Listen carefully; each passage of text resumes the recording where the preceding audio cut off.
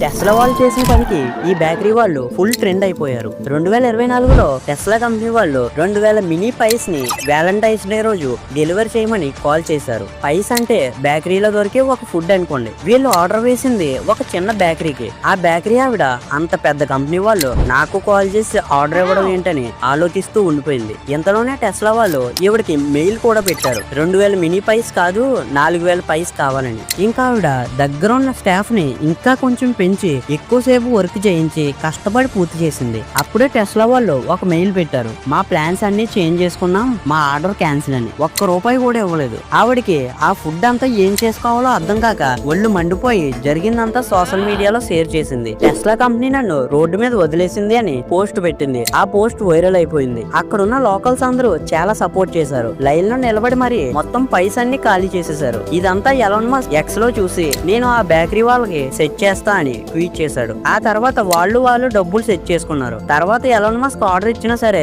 Reject చేసింది. దీని వల్ల ఆవిడ బేకరీ ఫుల్ ట్రెండ్ అయిపోయింది. కస్టమర్స్ కూడా చాలా పెరిగిపోయారు.